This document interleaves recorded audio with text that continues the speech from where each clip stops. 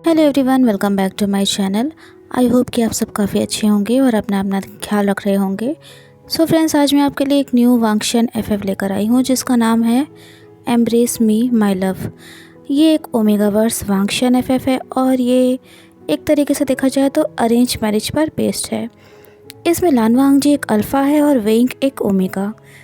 ये एफएफ एक modern वांगशन FF है जो कि मैंने अपने खुद की इमेजिनेशन पर लिखा हुआ है।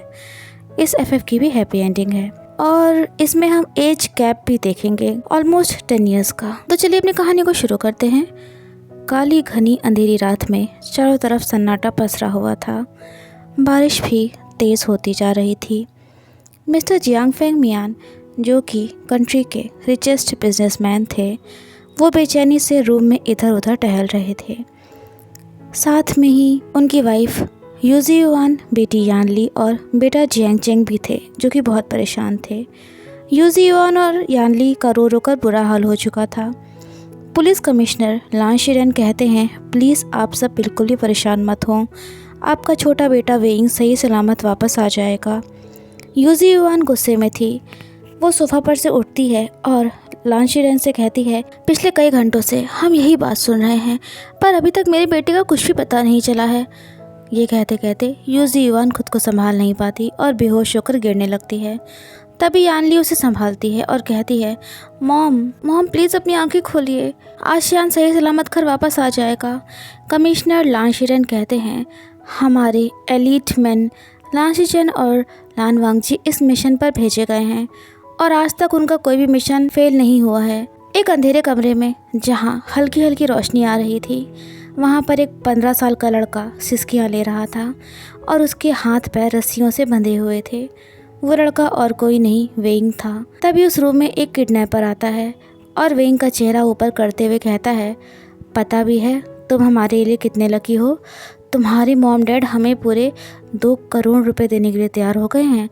तभी वेइंग रोते रोते कहता है, प्लीज़ मुझे मेरे मॉम डैड के पास वापस जाने दो, प्लीज़। तभी वो किडनैपर, जिसका चेहरा पूरी तरह से कवर्ड था पर उसकी एक आंख पत्थर की थी, वो वेइंग के चेहरे को अपनी तरफ करते हुए कहता है, बच्चे इतना भी क्या जल्दी है, पहले हमें हमारे पैसे तो मिल जाने दो, फिर हम तुम्हें घर तक पहुंचा ही देंगे।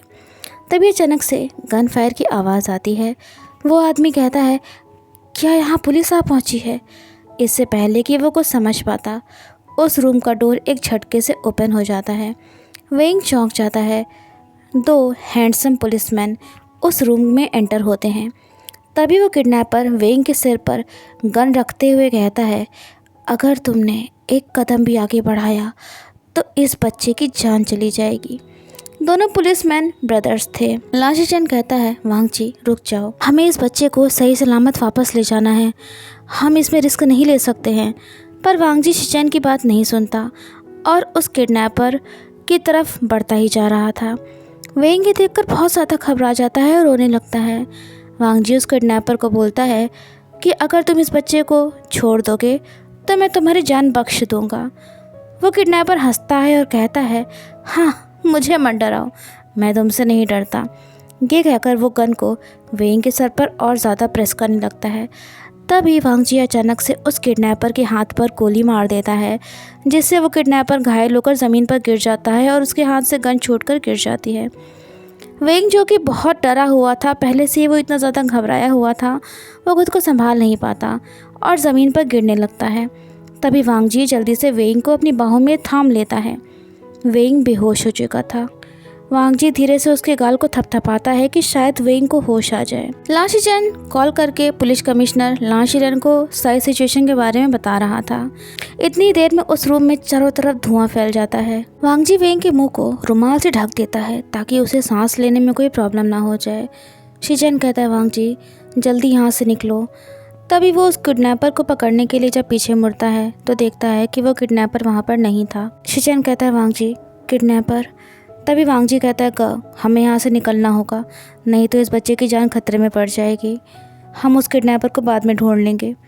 फाइनली वो तीनों वहाँ से बाहर निकल आते हैं।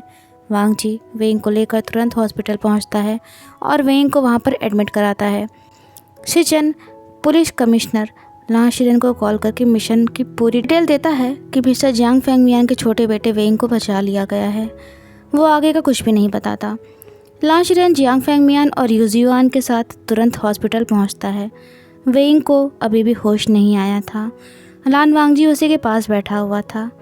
वो वहाँ से जाना चाहता था, पर बेहोश होने के पहले ही वेइंग ने वांगजी के हाथ को टाइटली पकड़ लिया था, जो कि छुड़ाना आसान नहीं था। यू जियुआन जैसे ही हॉस्पिटल पहुंचती है, वो वेइंग को गले से लगा लेती है और खूब रोती है। जियांग फेंगमियान लान वांगजी और लां शीचेन को उनके बेटे की जान बचाने के लिए थैंक यू बोलते हैं। कमिश्नर लां शीरेन बहुत ज़्यादा नाराज़ थे, क्योंकि वेइंग को तो बचा लिया गया था, पर वो किडनैपर उनकी गिरफ्त से भाग गया था। शीचेन कहता है, sorry uncle, I mean sorry sir. कुछ घंटों बाद वेइंग को होश आता है। वो अभी भी काफ़ी डरा सहमा था, पर जैसे ही उसे अपनी मॉम और डैड दिखते हैं, उसकी आंखों में तुरंत आंसू आ जाते हैं और वो यू जियुआन के गले से लग जाता है। थोड़ी ही दूर पर लान वांगजी खड़ा हुआ था, जो कि वेइंग को देख रहा होता है। मिस्टर जियांग फेंगमियान कहते हैं, बेटा, इन दोनों पुलिसमैन ने तुम्हें बचाया है। ये है मिस्टर लान वांगजी और ये है मिस्टर लां शीचेन। वेइंग की नज़र वांगजी पर ही टिकी हुई थी, क्योंकि बेहोश होने से पहले उसे सिर्फ वांगजी का ही चेहरा याद रह गया था। वेइंग धीरे से बेड पर बैठता है और वांगजी को देखकर कहता है, थैंक यू सर। पर वांगजी के चेहरे पर कोई एक्सप्रेशंस नहीं थे। तभी शीचेन कहता है, वांगजी, वेइंग तुमसे थैंक यू कह रहा है। तो वांगजी कहता है, ओके। यू जियुआन कहती है, थैंक यू कमिश्नर लां शीरेन, आपके दोनों पुलिसमैन ने मेरे वेइंग की जान बचा ली। वेइंग सिर्फ वांगजी को ही देखे जा रहा था और ना चाहते हुए भी बार बार वांगजी की नज़र वेइंग पर चली ही जा रही थी। इस टाइम पर वांगजी 25 साल का था, यानी कि उसमें और वेइंग में 10 साल का डिफरेंस था। धीरे धीरे टाइम बीतता गया। उस इंसिडेंट के बाद लान वांगजी और वेइंग कभी भी एक दूसरे से नहीं मिले। वेइंग अपने कॉलेज स्टडीज़ में बिजी हो गया और लान वांगजी अपनी ड्यूटीज़ निभाने में। वेइंग जब 21 साल का हुआ, तब उसकी बॉडी में चेंजेस होने लगे थे। उसकी बॉडी सेंट चेंज होने लगी थी। वेइंग के लिए ये किसी शौक से कम नहीं था कि वो एक ओमेगा है, पर इस पर भी जियांग फैमिली ने कभी भी उसे प्यार देना और सपोर्ट करना बंद नहीं किया। वो अपने घर में सबसे छोटा था और सबसे लाडला भी। इधर लान वांगजी एक स्ट्रिक्ट, सीरियस, अपनी ड्यूटीज़ को निभाने वाला कोल्ड हार्टेड अल्फा था, जिसने अपनी पूरी लाइफ अपनी कंट्री और ड्यूटीज़ के प्रति समर्पित कर दी थी। उसे शादी, प्यार, इन सब चीज़ों में कोई इंटरेस्ट नहीं था। वेइंग 15 साल के उम्र में हुए उस हादसे को भूलकर एक नए सिरे से अपनी ज़िंदगी को जीना शुरू कर चुका था। वो सेंट ब्लॉकर का यूज़ करता था ताकि कोई ये ना जान सके कि वो एक ओमेगा है। उस इंसिडेंट के बाद से मिस्टर जियांग फेंगमियान और लां शीरेन काफ़ी अच्छे दोस्त बन चुके थे। लां शीरेन बहुत परेशान रहते थे, क्योंकि उनका बड़ा नेफ्यू लां शीचेन शादी के लिए पहले ही मना कर चुका था और अब वांगजी भी इस मैटर पर कभी बात ही नहीं करता था। एक दिन मिस्टर जियांग फेंगमियान ने लां शीरेन से कहा कि वो अपनी बेटी यानली की शादी लान फैमिली में करना चाहते हैं। लां शीरेन बहुत खुश थे, क्योंकि उन्हें जियांग यानली हमेशा से ही बहुत काइंड हार्टेड लगती थी। पर वो वांगजी को इस शादी के लिए कैसे मनाएंगे, ये एक बहुत बड़ा सवाल था उनके लिए, क्योंकि वांगजी तो शादी की बात करने तक के लिए तैयार ही नहीं होता था। जियांग फेंगमियान ने जब अपनी फैमिली में सबके सामने यानली और लान वांगजी की शादी के लिए बात करी, तो सब शॉक्ड हो गए। जियांग चेंग कहता है, डैड, हम शीजे की शादी उस कोल्ड हार्टेड लान वांगजी से कैसे कर सकते हैं? वेइंग कहता है, ब्रदर, आप किसकी बात कर रहे हो? तो जियांग चेंग कहता है, वेइंग, क्या तुम भूल गए? ये वही पुलिसमैन लान वांगजी है जिसने बचपन में तुम्हें उन किडनैपर्स से बचाया था। ये सुनते ही वेइंग चौंक गया। उसकी आंखों के सामने लान वांगजी का वो एक्सप्रेशनलेस चेहरा और कोल्ड आइज़ नाचने लगी। वेइंग आज तक लान वांगजी को नहीं भूल पाया था। यानली कहती है, लेकिन डैड, इतना बड़ा डिसीजन लेने से पहले आपने एक बार मुझसे पूछा क्यों नहीं? जियांग फेंगमियान कुछ कहते, तभी उसके पास लां शीरेन की कॉल आने लगती है। वो कॉल उठाता है तो लां शीरेन काफ़ी खुश नज़र आ रहा था। लां शीरेन कहता है, मिस्टर जियांग, लान वांगजी आपकी बेटी यानली से शादी करने के लिए मान गया है। जियांग फेंगमियान को समझ में नहीं आ रहा था कि वो क्या कहें। तभी यू जियुआन उसके हाथ से फ़ोन ले लेती है और कहती है कि वो भी इस रिश्ते से बहुत खुश हैं। यानली चुपचाप अपना चेहरा नीचे करके खड़ी हुई थी। जियांग चेंग कहता है, मॉम, आपने ये क्यों बोला उनसे? यू जियुआन कहती है, क्योंकि लान वांगजी मेरी बेटी को हमेशा प्रोटेक्ट करेगा और खुश रखेगा। वेइंग चुपचाप खड़ा हुआ था। तभी वो कहता है, शीजे, आप ये शादी करना चाहते हो या नहीं। यानली कुछ कहती, तभी यूजी युआन कहती है, वेंग, लान फैमिली बहुत अच्छी है, तुम्हारी सिस्टर वहाँ बहुत खुश रहेगी। वेंग कुछ और कहने वाला था, तभी यूजी युआन कहती है, तो फिर आज से 15 दिन बाद हम यानली और लान वांगजी की शादी करेंगे। वेंग जानता था कि उसकी शिजे बिल्कुल भी खुश नहीं हैं। लान शिरेन के लिए वांगजी को मनाना आसान नहीं था। फाइनली शादी का दिन आ गया। सब कुछ इतना जल्दी हो रहा था कि वेंग को यानली से बात करने का मौका तक नहीं मिला। यानली तैयार होकर अपने रूम में बैठी हुई थी, पर उसके चेहरे पर कोई खुशी नहीं थी। वो अपना सर नीचे करके बैठी हुई थी और उसकी आंखों में आंसू थे। तभी वहाँ वेंग आ जाता है और यानली को गले लगाते हुए कहता है, शिजे। पर यानली उसे कोई भी जवाब नहीं दे रही थी। वेंग घूमकर यानली के सामने जाता है। तभी वो देखता है कि यानली तो रो रही थी। वेंग कहता है, शिजे, आप रो क्यों रही हो? आज तो आपकी शादी है ना, आपको तो खुश होना चाहिए। तभी वो एकदम से चौंक जाता है और कहता है, शिजे, क्या आप ये शादी नहीं करना चाहती हो? क्या आप किसी और से? तभी यानली वेंग को अपने गले से लगा लेती है और कहती है, आशियान, मैं क्या करूं? मुझे कुछ भी समझ में नहीं आ रहा है। मैं लान वांगजी से कभी भी शादी नहीं करना चाहती थी। मैं तो जिन जीशुआन से शादी करना चाहती थी, लेकिन मॉम ने कभी इस चीज़ को एक्सेप्ट नहीं किया। वेंग अपनी सिस्टर को बहुत प्यार करता था। वो जानता था कि उसकी सिस्टर कितनी काइंड हार्टेड है। वो उस कोल्ड हार्टेड लान वांगजी के साथ कभी खुश नहीं रहेगी। वेंग यानली के आंसू को पोंछते हुए कहता है, शिजे, आप कैसे भूल गई कि आपका एक छोटा भाई भी है? यानली कहती है, लेकिन आशियान, अब हम कर भी क्या सकते हैं? लान फैमिली कुछ ही देर में यहाँ पहुँचने वाली है। तभी वेंग यानली से कहता है, शिजे, मैं जानता हूँ कि आप और जिन जीशुआन साथ में बहुत खुश रहेंगे। यानली कहती है, लेकिन आशियान। तो वेंग बोलता है, शिजे, आप जाइए और जिन जीशुआन से शादी कर लीजिए। मैं उससे मिला हूँ, वो आपको हमेशा खुश रखेगा। और रही बात यहाँ की, तो मैं सब संभाल लूँगा। वेंग किसी तरह से यानली को मना लेता है।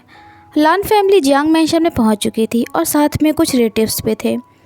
लान वांगजी एज अ ग्रूम बहुत ज़्यादा हैंडसम लग रहा था। अब वो 31 ईयर्स का हो चुका था। शिचन कहता है, वांगजी, आज तुम्हारी शादी है, कम से कम आज तो तुम स्माइल करो। वांगजी कहता है, मैं सिर्फ अंकल की खुशी के लिए शादी कर रहा हूँ। तभी उसकी नज़र सामने जाती है जहाँ वेंग खड़ा हुआ था। उसे देखते ही वांगजी को याद आ जाता है कि ये तो वही बच्चा था ना जिसे उसने उन किडनैपर्स से बचाया था। वांगजी अपनी नज़र दूसरी तरफ कर लेता है। तभी एक मेड भागते हुए आती है और यू जियान के कान में कुछ बोलती है। उस मेड की बात सुनते ही यू जियान के मुंह से चीख निकल जाती है, जिससे लान वांगजी और साथ में सभी लोग का ध्यान उधर चला जाता है। लान शिरेन जल्दी से जाता है और कहता है, क्या हुआ? तभी यू जियान कहती है, यानली घर पर नहीं है। सब शॉक्ड हो गए थे ये सुनकर। जियांग फेंग मियान कहते हैं, यू फुरेन, ये तुम क्या बात कर रही हो? तो ये सुनकर यूजी युआन जियांग फेंग मियान को एक लेटर दिखाती है जो कि यानली ने खुद लिखा हुआ था। वेंग को छोड़कर सब शॉक्ड हो गए थे। वांगजी कहता है, अंकल क्या हुआ है? तो लान शिरेन कहता है, वांगजी, जियांग यानली घर पर नहीं है। वो तुमसे शादी नहीं करना चाहती थी। वांगजी चुप था, वो कुछ भी नहीं बोल रहा था। आज वेंग गलती से अपनी सेंट ब्लॉकर्स को लगाना भूल गया था, इसलिए उसकी सेंट चारों तरफ फैली हुई थी। जियांग फेंग मियान कहते हैं, सॉरी लान वांगजी, मैं क्या बोलूं, मुझे समझ में नहीं आ रहा है। तभी वांगजी की नज़र वेंग पर जाती है। वो जियांग फेंग मियान से कहता है कि मैं एक अल्फ़ा हूँ, मुझे एक ओमेगा चाहिए अपनी फैमिली को बढ़ाने के लिए, चाहे फिर वो लड़की हो या लड़का, ये मैटर नहीं करता है। सब चौंक गए थे, ये वांगजी क्या बोल रहा था? किसी को कुछ भी समझ में नहीं आ रहा था। शिशन कहता है, वांगजी, ये तुम कैसी बातें कर रहे हो? वांगजी कहता है, जियांग फैमिली में एक और ओमेगा है। यू जियान और जियांग फेंग मियान चौंक जाते हैं और कहते हैं, हम समझे नहीं लान वांगजी कि तुम कहना क्या चाहते हो। वेंग भी कुछ समझ नहीं पा रहा था। तभी वांगजी उसकी तरफ बढ़ता है और कहता है, मिस्टर जियांग फेंग मियान के छोटे बेटे से मैं शादी करूँगा। सब चौंक जाते हैं। लान शिरेन और शिचन कहता है, वांगजी, क्या तुम्हारा दिमाग ख़राब हो चुका है? तुम करना क्या चाहते हो? वांगजी कहता है, अंकल, मैं वेंग से शादी करूँगा। वेंग एक ओमेगा है। वेंग शॉक्ड हो गया था। वो अपना हाथ खींचते हुए कहता है, मैं कैसे ही शादी कर सकता हूँ? ऊपर से मेरी और इनकी एज में पूरे 10 साल का डिफरेंस है। नहीं, मैं शादी हरगिज़ नहीं करूँगा। जियांग फेंग मियान तभी वेंग का हाथ पकड़ते हैं और कहते हैं, बेटा लान फैमिली बहुत अच्छी है और हमारी इज़्ज़त का भी सवाल है, प्लीज़ इस शादी के लिए मान जाओ, हमारे साथ लान फैमिली की भी इज़्ज़त का सवाल है बेटा। यू जीवान, जियांग चेंग सब चुप थे, कोई कुछ नहीं बोल रहा था। वेंग की आंखों में आंसू थे। वो कैसे एक एक्सप्रेशनलेस और कोल्ड हार्टेड पर्सन से शादी कर सकता था? कैसे? वांग जी कहता है, it's okay mister Jiang Feng Mian, अगर आपका बेटा नहीं चाहता है तो मैं उसे फोर्स नहीं करूँगा। ये कहकर वांग जी पीछे मुड़कर वहाँ से जाने लगता है। तभी वेंग उसका हाथ पकड़ लेता है और कहता है, मैं मिस्टर लान वांग जी से शादी करने के लिए तैयार हूँ। सब चौंक जाते हैं, किसी को भी अपनी आंखों पर यकीन नहीं हो रहा था। ना ही तो वांग जी ना ही तो वेंग के दिल में एक दूसरे के लिए कोई फीलिंग्स थी, कोई इमोशंस थे। ये बस एक मजबूरी में बंधा हुआ रिश्ता था जो सिर्फ दो फैमिलीज़ की इज्जत बचाने के लिए किया जा रहा था। फाइनली शादी होने के बाद वेंग वांग जी के साथ लान मैंशन में आ गया था। यहाँ उसके घर की तरह चहल पहल नहीं थी, चारों तरफ सन्नाटा था। लान शीरेन का मूड बहुत ज़्यादा ख़राब था, इसलिए वो बिना कुछ बोले अपने रूम में वापस चले गए थे। वांग जी को भी ज़्यादा आदत नहीं थी बात करने की। वेंग को ऐसा फील हो रहा था कि जैसे उसका यहाँ पर दम घुट जाएगा। एक लान शीरेन ही था जो थोड़ा हंसता बोलता था। वो वेंग के पास आता है और कहता है, सॉरी वेंग, तुम्हें अंकल के ऐसे बिहेवियर का सामना करना पड़ रहा है, क्योंकि जो कुछ भी हुआ वो हम सब के लिए शॉकिंग था, किसी ने भी उम्मीद नहीं करी थी।